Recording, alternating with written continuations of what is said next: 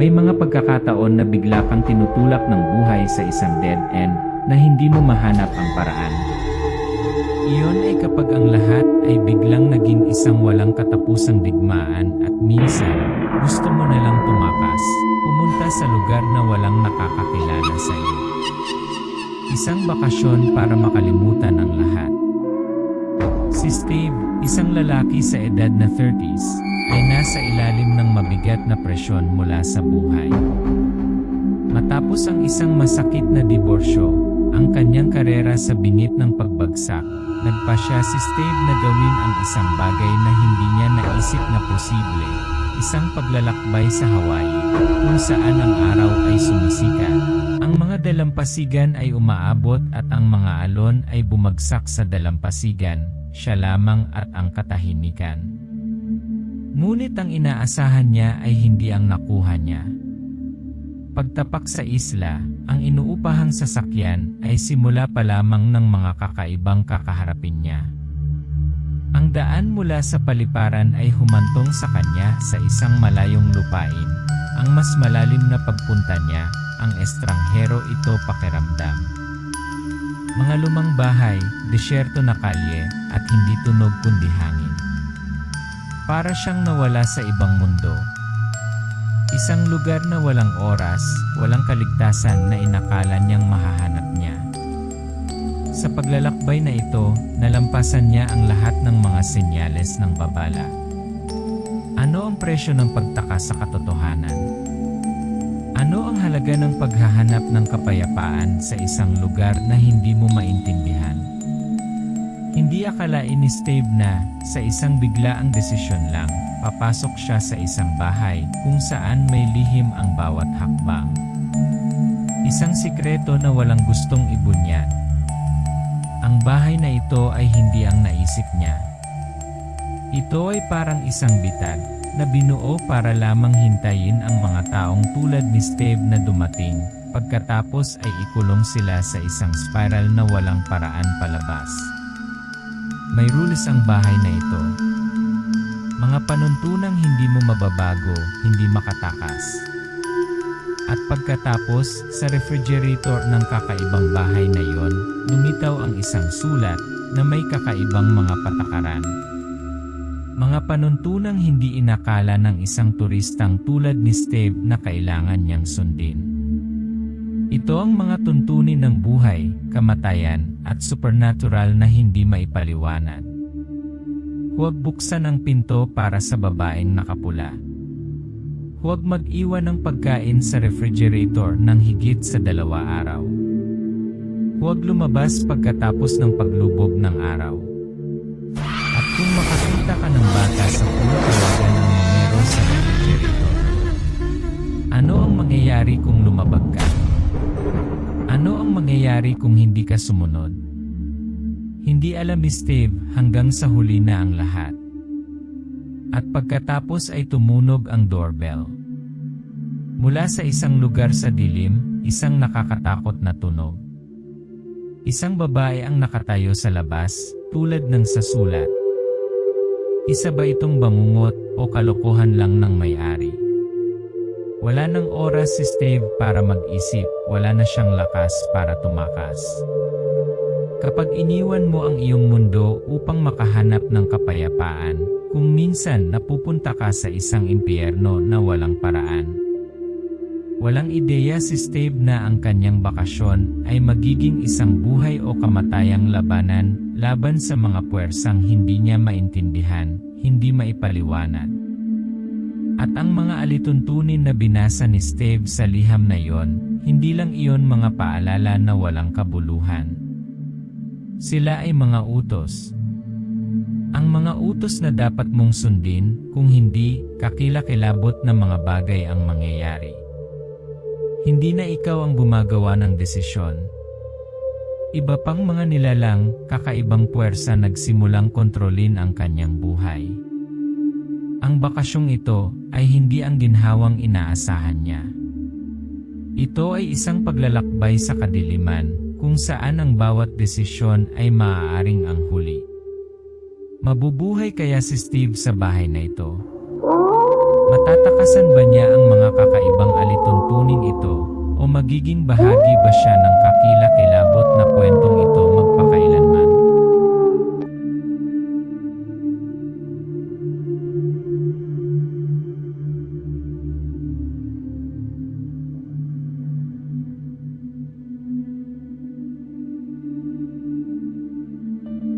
May mga pagkakataon sa buhay na gusto mo na lang iwanan ang lahat. Kapag ang buhay ay naging masyadong mabigat, kapag ang mahabang gabing walang tulog ay nag-iwan lamang ng kawalan ng laman, nagsisimula kang magtaka, posible bang takasan ito? Si Steve, isang lalaking dating may pamilya at matatag na trabaho, ngayon ay kailangang harapin ang lahat ng pagbagsak. Ang diborsyo ay hindi lamang ang paghihiwalay ng dalawang tao, kundi pati na rin ang pagkasira ng isang buhay. At ang trabaho, na dati ay tulad ng isang mainit na kumot ng proteksyon, ay hindi na matatag. Pakiramdam ni Steve ay parang isang bangka na inaanod sa gitna ng karagatan, hindi alam kung saan hahanapin ang dalampasigan. Kapag kailangan mo ng pahinga, kailangan mo ng higit pa sa isang bubong sa iyong ulo.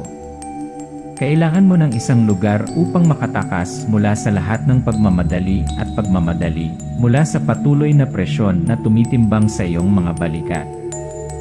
At hinanap ni Steve. Ngunit ang nahanap niya ay mga mamahaling pagpipilian lamang, mga lugar kung saan hindi niya maabot ang mapayapang pangarap na kanyang inaasam. At pagkatapos, sa isang maikling sandali ng kawalan ng pag-asa, natagpuan niya ito. Isang beach house. Kakit-akit na kamangha-manghang presyo, $100 lang bawat gabi. Hindi para manghusga ng marami, ngunit ang nakita niya sa larawan ay kapayapaan, ay magaan, ay ang pangako ng isang lugar upang makapagpahinga. Marahil ay nakaligtaan niya ang maliliit na palatandaan, ang mga kakaibang piraso sa kwentong ito. Ang proseso ng booking ay napakabilis, napakasimple, walang pag-aalinlangan. Noon na ang kanyang instincts, bagamat nakakaramdam ng kakaiba, ay nababalot ng iba pang mga alalahanin. Feeling insecure. Wala na siyang panahon para mag-isip pa. Kailangan niya ng bakasyon, isang lugar para kalimutan ang lahat. Kaya't siya ay nagpasya, at ang eroplano ay nagsimulang dalhin siya palayo sa lungsod, na nag-iwan ng hindi nalutas na mga problema. Sumakay si Steve sa eroplano, dala lamang ang isang maleta, isang libro, at isang mahinang pag-asa. Tumagal ng ilang oras ang biyahe, napapaligiran ng iyak ng mga bata, ubo ng pasahero, at patuloy na dagundong ng mga makina. Siya ay pagod, ngunit pagkatapos ang ingay na iyon, ang pag-indayog sa hangin, ang mga oras na ang kanyang mga kamay ay kailangang hawakan ng mahigpit ang mga armrests. Lahat ng iyon ay tila nagbabala sa kanya na ang paglalakbay na ito ay hindi lamang isang bakasyon. Hawaii, ang paraiso ng lahat ng bakasyon. Pero paglabas niya, ang init, ang bigat ng hangin ng lugar ay parang hindi siya bagay dito. Isang lumang kotse, pagod na ng panahon, ang nagdala sa kanya patungo sa bahay na inaasahan niyang magiging kanyang kaligtasan.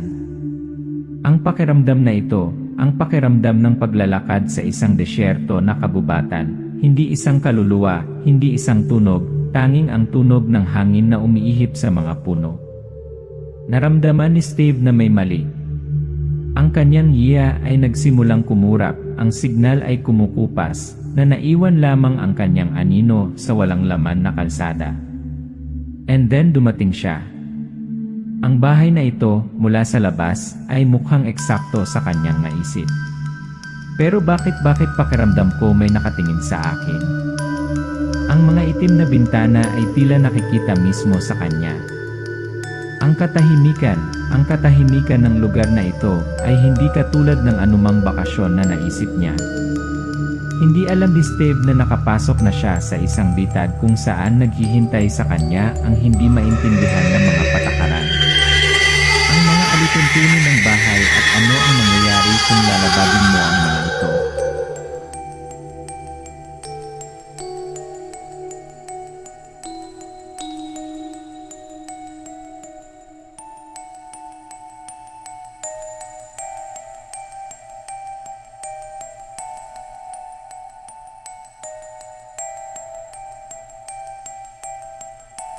Habang lumalalim ka, mas lalong nawawala ang nararamdaman mo. Ang makitid na landas na ito ay tila nag-akay sa kanya palabas ng mundong ito, na parang may humihila sa kanya sa isang lugar na hindi na makabalik. Hindi matanggal ni Steve ang pakiramdam na yon habang ang kanyang lumang kotse ay mabilis na humaharurot sa walang laman na kalsada. Ang mga puno sa magkabilang gilid ay makapal na parang anino, hindi isang tunog, hindi isang kaluluwa. At pagkatapos, biglang namatay ang kanyang yes. Walang signal. Walang mga tagubilin. Parang nawala ako sa ibang mundo. Hindi niya maintindihan kung bakit pero ang pakiramdam na ito ay patuloy na bumabangon sa kanyang puso. Habang lumalalim siya, mas may kakaiba at hindi maipaliwanag na naghihintay sa kanya sa unahan. This feeling parang may nakatingin sa kanya. At pagkatapos dumating siya. Maliit lang ang bahay, simple pero masyadong tahimik. Ito ay eksakto tulad ng nakita niya sa mga larawan sa Airbnb. Ang mga larawan ay nangangako. Isang kahoy na bahay na may kupas na asul na pintura, simpleng bakal na gate, at isang bukas na espasyo na nakaharap sa dagat. Ngunit may mali. Ang mga bintana ng bahay tila nakakakita sila sa kanya. Para bang ang bawat bintana ay isang mata, hindi siya iniiwan. Umihip ang hangin sa mga puno, gumawa ng mga kakaibang tunog, tulad ng mga bulong, mga babala na hindi niya lubos maisip. Bumaba si Steve sa kotse, hila-hila ang kanyang maleta, at tinungo ang bahay. Kakaibang tahimik ang lahat sa paligid niya. Walang huni ng ibon, walang ingay sa makina. Ang buong espasyo ay tila nakahiwalay sa labas ng mundo. Nagsisimula ng maramdaman ni Steve na hindi lang siya ang nandito. Ang susi ay nasa ilalim ng isang peking bato, tulad ng kung paano nagtatago ng mga lihim ang mga estranghero.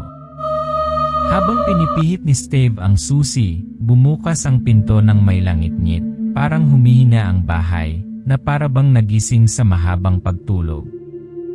Ang isang mabahong amoy ay agad na tumama sa kanyang ilong, isang hindi ka nais-nais na mamasa-masa na amoy, na parabang ang bahay ay hindi nakatira sa loob ng mahabang panahon. Ngunit ang larawan sa loob ay ganap na naiba. Napakaganda ng interior.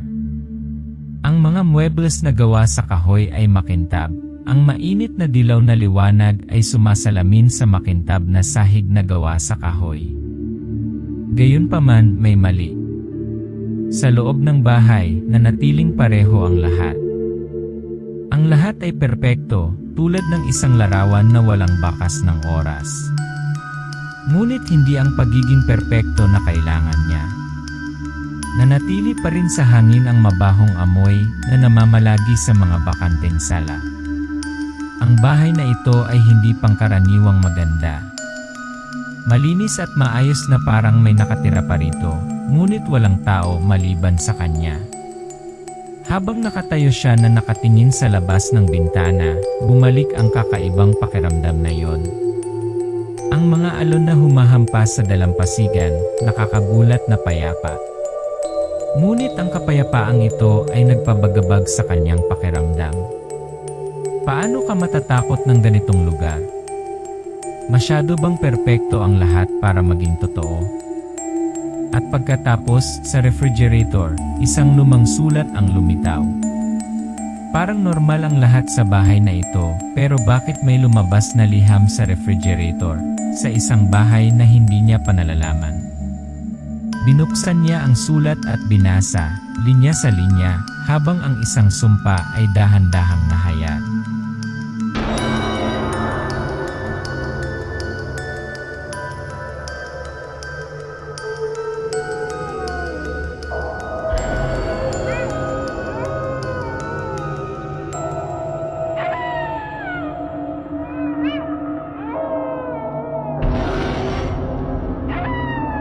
Nagbago ang lahat simula nang pumasok si Steve sa bahay na ito.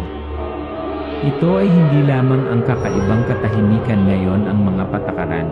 Ang mga babala ay malinaw na inilatag, tulad ng isang mapa ng daan na humahantong sa hindi mapigil na takot. Sa refrigerator, sa gitna ng malamig na mga bote, nakakita si Steve ng isang liham mula sa may-ari. Ang sulat ay tila luma, ngunit ito ay tumpak, ang bawat salita ay tila matagal nang inihanda.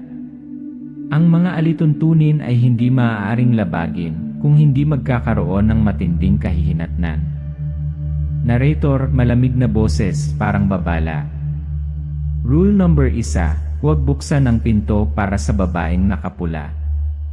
Kung babalik siya kinabukasan, magtago ka, huwag mo siyang papasukin. Rule number 2, huwag mag-iwan ng pagkain sa refrigerator ng higit sa 2 araw. Rule number 3, huwag lumabas pagkatapos ng paglubog ng araw. Rule number 4, kung makakita ka ng bata sa pool, tawagan ang numero sa refrigerator, kung may nakita kang rule number na nasa refrigerator. Hagdan, sundin ang mga tagubilin. Narrator, tinig ang boses, sira. Binasa ni Steve ang mga salita ng paulit-ulit. Ang mga patakaran ay hindi katulad ng anumang nalaman niya. Bakit may kakaibang alituntunin ang isang bahay? Ang mga bagay na ito ay hindi maaaring biro, hindi maaaring pagkakamali. Isang mas malaki, mas madilim na kaganapan ang naghihintay sa kanya, ngunit wala siyang magagawa tungkol dito. Kailangan niyang sumunod, walang pagpipilian. Habang pinag-iisipan ni Steve ang mga kakaibang alituntuning ito, isang biglang tunog ang bumasag sa katahimikan, ang doorbell. Parang panay ang ritmo, tumunog ang kampana. Naramdaman ni Steve ang pagtibok ng kanyang puso. Dahan-dahan siyang naglakad patungo sa pinto, hindi naglakas loob na tumingin ng diretsyo, nakatingin lang sa siwang ng pinto. At pagkatapos doon siya tumayo. Isang babaeng nakapula, walang ibang kakaibang katangian, kundi ang nagliliyab na pulang damit, ang kanyang mukha ay nakatago sa ilalim ng isang malawak na sombrero. Nakatayo siya doon, walang sinasabi, kumakatok lang ng mahina sa pinto. Kaya lang 3 beses. Bawat tapik ay mas lalong bumilis ang tibok ng puso ni Steve. She called out, her voice soft but firm, as if waiting for a response from him. Hello, I'm the house cleaner. I'm here to do my job. Pero hindi mabuksan ni Steve ang pinto. Rule number 1 pa rin ang umalingaw-ngaw sa kanyang ulo. Huwag mong buksan ang pinto para sa babaeng nakapula. Alam ko may sobrang mali. Muling dumating ang katok, sa pagkakataong ito, mas malakas at mas porsigido. Bilang isang banta, isang hindi maiiwasang pamimilit. Parang may naghihintay, nakatingin sa kanya mula sa labas. Nagsisimulang magkatotoo ang bawat tuntunin sa liham. Ang bawat babala ay hindi maaaring baliwalain. At hindi siya makaalis. Wala siyang nagawa kundi ang tumayo, nakikinig sa bawat katok sa pinto, sa bawat bugso ng hangin na humahampa sa bahay. Hindi niya mabuksan ang pinto. Hindi siya makatakas. At walang makapagliligtas sa kanya. Hindi biro ang sulat. Ang mga patakarang ito, ang mga kahilingan ito mula sa may-ari ay isang bitad. At malapit nang magsara ang bitad na ito. Ngayon, nang tila tumahimik ang lahat na pagtanto niyang nakulong siya. Ang mga patakaran ay hindi ordinaryong babala. Sila ang mga hindi nakasulat na alituntunin ng ibang mundo, isa na pinasok niya nang hindi niya nalalaman. At ngayon hindi siya makaalis. Ang mga patakarang ito ay nagsimulang sumunod sa kanya, subaybayan siya. At walang darating para iligtas ka.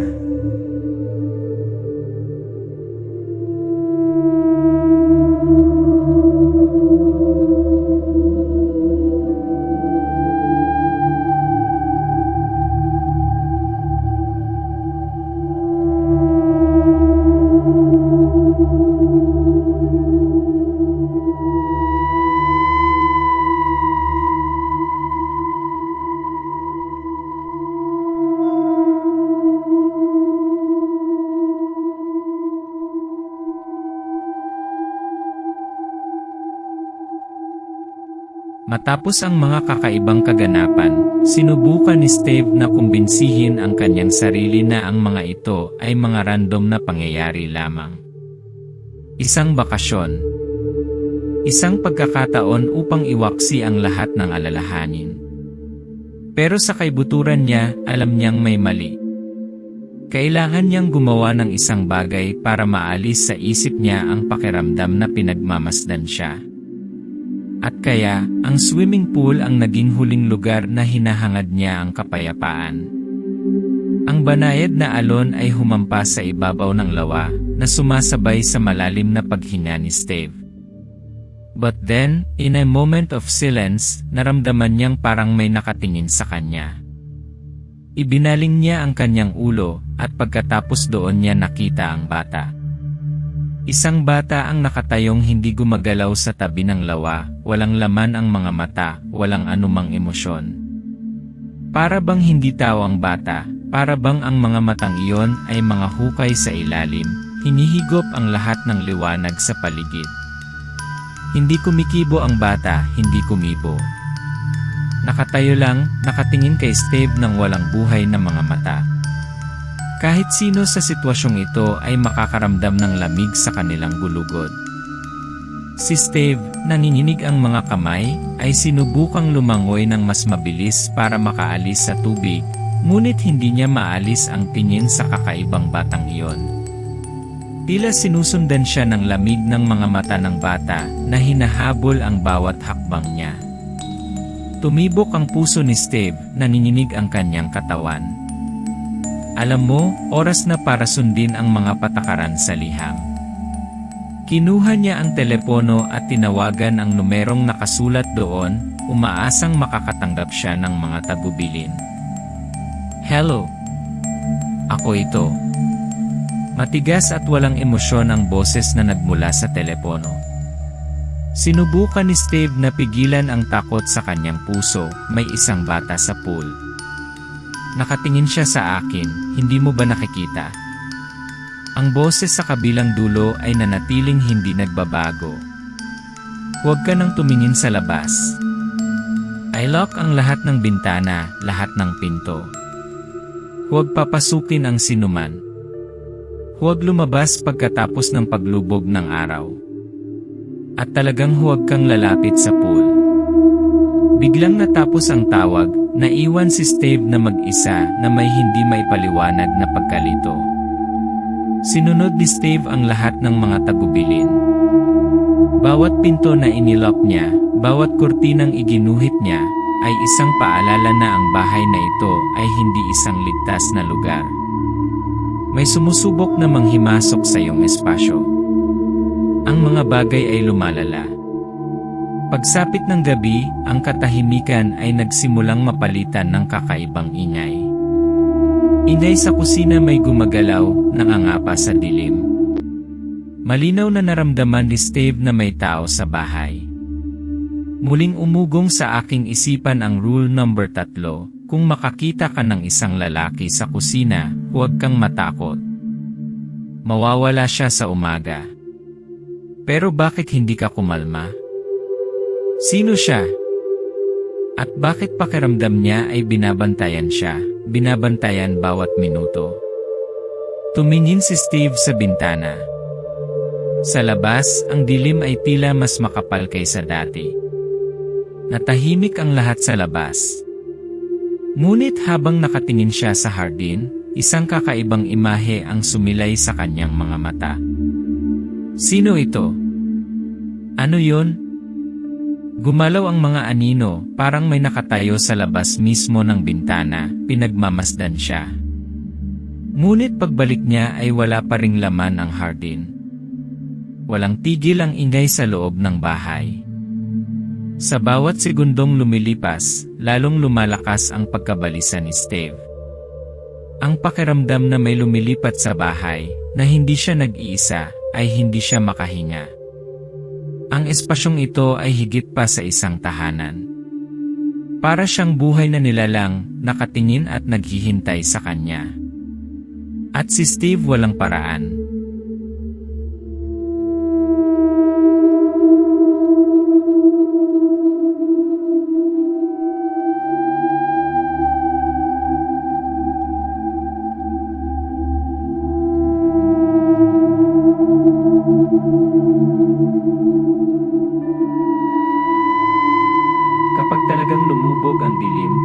nagbabago ang lahat. Hindi na normal ang espasyo sa bahay. Parang gumagalaw ang mga anino sa mga sulok ng kwarto, parang may malay, nakatitig kay Steve, hinihigop ang lahat ng ilaw, nagpapabigat sa bahay, parang bitag na walang daan palabas. Malinaw na naramdaman ni Steve ang pagbabago ng hangin. Parang hindi na tumitigil ang oras. Ito ay naging pangit, nagbabago sa kakaibang paraan. Ang mga ingay sa bahay, mula sa mahinang paghina hanggang sa hindi maipaliwanag na mga tunog, ay lalong naging malinaw. May nakatingin sa'yo. May nakaabang, naghihintay na makapasok siya sa sarili niyang bitat. At pagkatapos, lumitaw ang maliit na batang babae. Isang bata ang nakatayo sa hagdan, may hawak na teddy bear, nakatingin sa kanya ng blanko. Hindi makapaniwala si Steve sa kanyang mga mata. Ang batang babae na ito ay hindi isang ordinaryong bata. Kakaiba ang pakiramdam na parang ang bahay ay buhay, humihinga, at ang maliit na batang babae ay bahagi nito. Hindi kakayanin ang pakiramdam. Ngunit may bahagi sa kanya na naalala ang tuntunin sa sulat. Panuntunan #6. Kung makakita ka ng batang babae na may hawak na teddy bear, kunin ang laruan sa kahon at ilagay ito sa harap niya. Sinunod niya ang mga alituntunin, nagmamadaling tumakbo sa kahon ng laruan, kumuha ng isang bagay at inilagay sa harap ng batang babae. Ngunit sa sandaling itinaas niya ang kanyang ulo, wala na ang batang babae. Ang tanging natitira ay isang malamig na pakiramdam, isang figura na nawala sa isang kisap mata. Ngunit hindi ito tuluyang nawawala.